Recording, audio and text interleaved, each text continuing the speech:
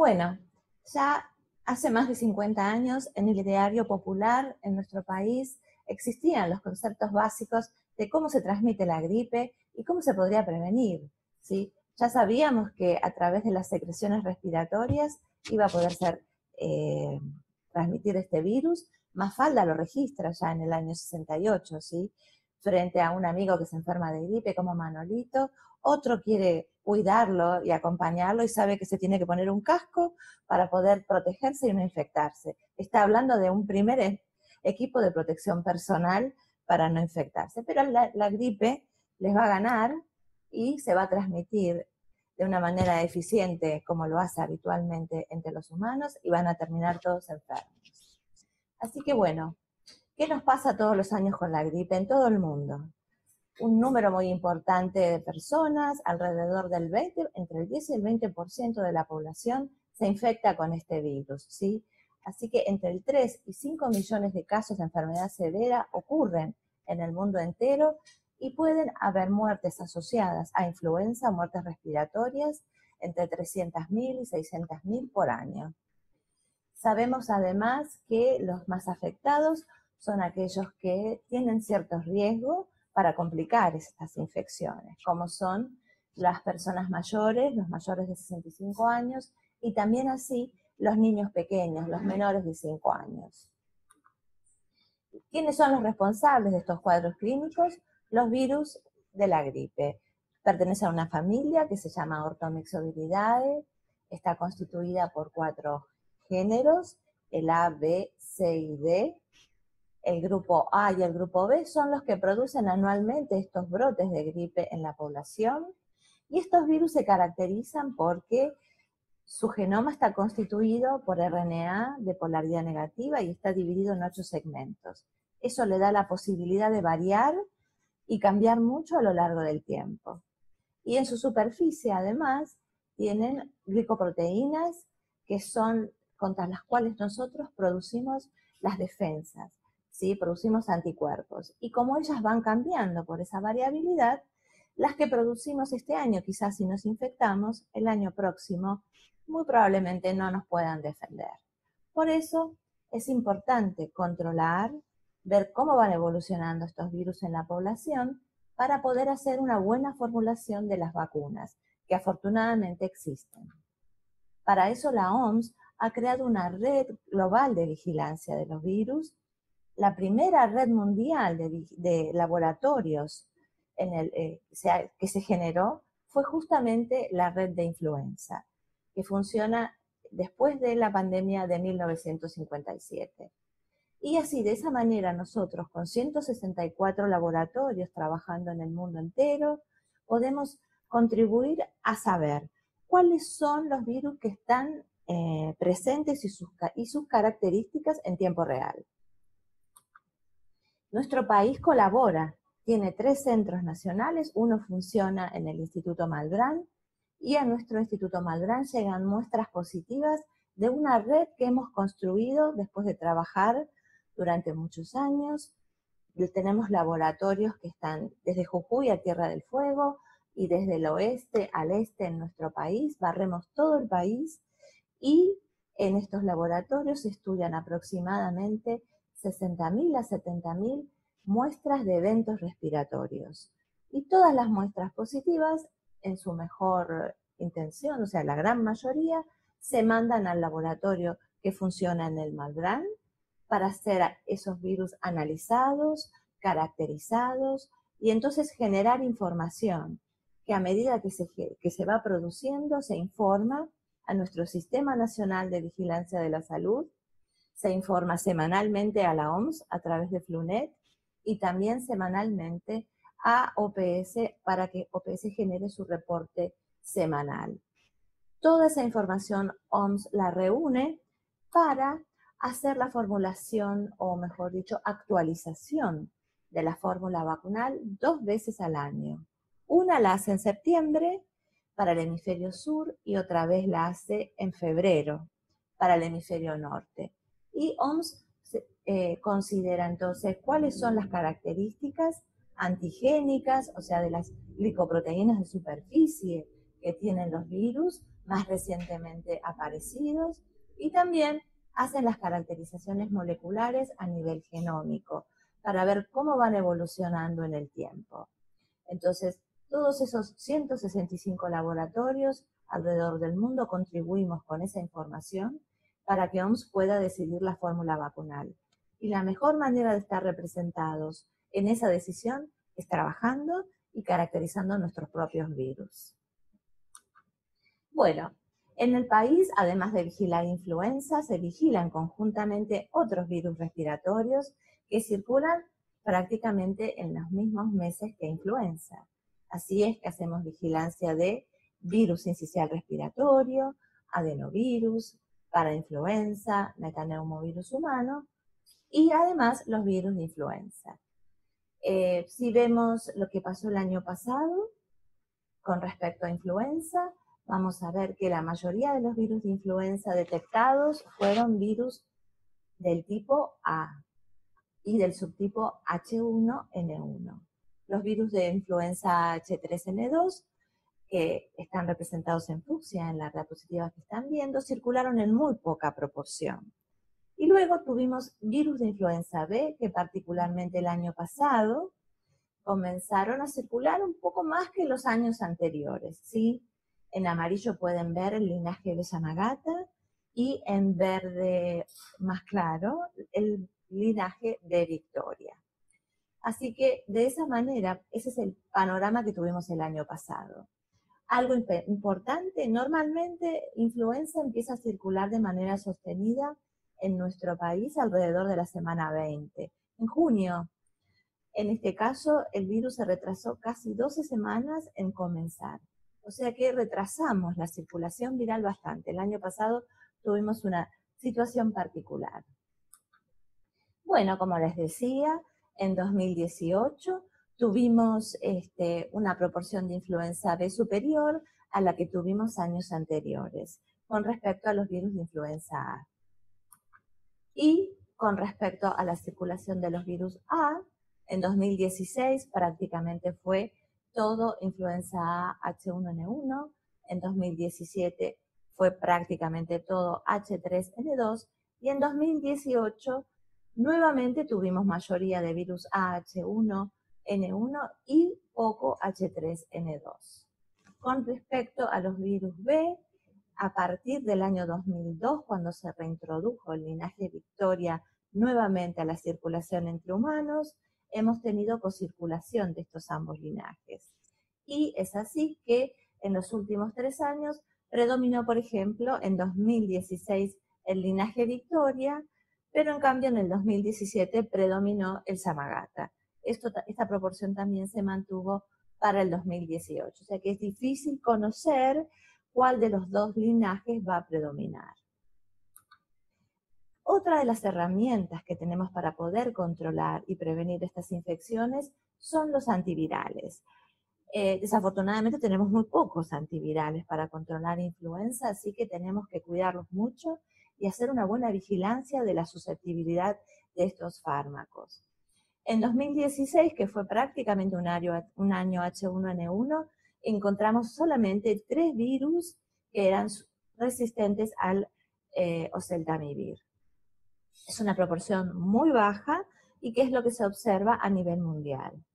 En 2017, que fue prácticamente una temporada de H3N2, no detectamos virus resistentes. De igual manera, en 2018, que ya ampliamos la determinación de susceptibilidad a los 4 virus, tanto H1 como H3, como B Victoria y B Yamagata. No tuvimos entonces virus resistentes.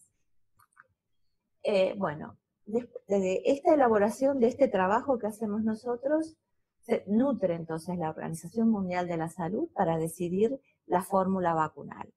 Nosotros este año vamos a tener como componentes vacunales la cepa A Michigan, H1N1, ya estuvo presente el año pasado. Vamos a tener sí un nuevo componente H3N2, que es la cepa Switzerland 8060, y como linaje de virus B va a estar incorporado el linaje Victoria. Para las vacunas cuadrivalentes, que deben incorporar el otro linaje de virus B, que es el B Yamagata. La OMS dice que hay que incorporar, porque la OMS decide que cepas deben estar en la vacuna, la cepa B Phuket 3073 del año 2013. Así que esperemos que estos virus realmente se parezcan a los virus que vayan a circular. Muchas veces alguno de ellos no coincide con el circulante, pero son 3 o 4 virus incorporados en la vacuna. Así que es importante vacunarse. ¿Sí? Bueno. Muchas gracias, doctora. Muy interesante los datos y también el trabajo que hace el Malbrán, así que un gusto tenerla con nosotros. Les pedimos entonces a los participantes que nos vayan enviando sus consultas vía chat, que nosotros las vamos a ir leyendo para que la doctora las conteste en vivo. Y si en estos 10 minutos de preguntas no llegamos a poder contestar todas las que lleguen, por favor nos las pueden enviar luego al mail estambuliantalks@estambulian.com.ar y la doctora les hará llegar la respuesta. Nos preguntan cuáles son las condiciones para poder hacer un buen diagnóstico del virus, ¿no? Bueno, cuando queremos hacer diagnóstico, nos tenemos que acordar tempranamente para poder tomar las muestras adecuadas, ¿sí? Lo ideal es tomar secreciones respiratorias dentro de los primeros 7 a 10 días de iniciados los síntomas. En ese periodo vamos a tener la mayor eficacia en los métodos de diagnóstico disponibles para detectar los virus de influenza. Esas muestras deben ser tomadas y cuidadosamente conservadas a 4 grados, no congelarlas, hasta que se derivan al laboratorio para ser procesadas. ¿La gripe aviar se ha extendido en forma significativa o no en los distintos países del mundo? Bueno, en este momento, como amenazas de gripe aviar para el humano, tenemos 2 subtipos, los que corresponden a los virus AH5 y los que corresponden a los virus AH7N9, por ejemplo, que son los que han surgido últimamente en sudeste asiático. En el continente americano, virus H5 tenemos incorporados recién a partir del año 2015 en América del Norte. Y hubo en el Caribe un brote de H5 el año pasado. Todavía no tenemos esos virus circulantes en nuestra región. Para infectarse con un virus H5 no es tan fácil, ¿no? La transmisión no es eficiente del ave al hombre y entre los hombres no está registrada la transmisión interhumana. Con respecto a los virus H7 que están en la zona de China fundamentalmente, la transmisión interhumana no está totalmente comprobada, se han observado algunos clústeres, pero sí estos virus son más amigos de los receptores que tenemos los humanos, o sea que nos infectamos con mayor facilidad. Hay que vigilarlos muy bien porque si siguen evolucionando podrían realmente transformarse en un problema. Claro. En base a los datos de años anteriores, ¿podemos esperar una nueva epidemia de H1N1? Todos los años, bueno, el año 2016 fue un año muy importante de H1N1. Fue un año en el que realmente observamos una morbilidad importante y también una mortalidad importante, especialmente en grupos de riesgo. Sobre todo también hay que considerar los pacientes que tienen enfermedades de base, que seguramente los expositores que me van a suceder lo van a explicar con mayor detalle. El año pasado tuvimos mucho H1N1 también, así que estos virus van a seguir acompañándonos. Ya se transformaron, pasaron de la categoría de pandémicos a ser virus estacionales. ¿Las cepas de la vacuna del hemisferio norte fueron diferentes a las que usamos ahora en el hemisferio sur? Las cepas del hemisferio norte tuvieron, como diferencia del hemisferio sur, el componente B Victoria, que era la cepa colorado, que es una cepa particular porque tiene un cambio especial, una lesión en la hemoglobinina, que nosotros no tuvimos en nuestra cepa B. Esa fue la gran diferencia, ¿sí? ¿Ha comenzado a circular el virus de la gripe? ¿Cuáles? ¿Y hasta qué mes se observa habitualmente la gripe en Argentina, no? Bueno, la gripe existe todo el año, ¿sí? Tenemos que pensar que nos movemos muchísimo, viajamos en avión, entonces la transmisión de zonas, por ejemplo, en nuestro verano, de viajeros al hemisferio norte pueden volver infectados con el virus de la gripe. Así que la vigilancia de los virus la hacemos de enero a enero, se hace todo el año. Simplemente que hay un momento del año en el que predomina su circulación. En la actualidad estamos teniendo casos esporádicos.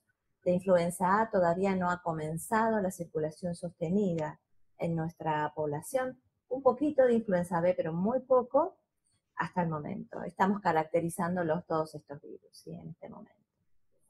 ¿Se recomienda el uso de antivirales por epidemiología? El uso de antivirales de forma sistemática, ya que en el interior del país suele ser, no entiendo lo que dice, pero retrospectivo.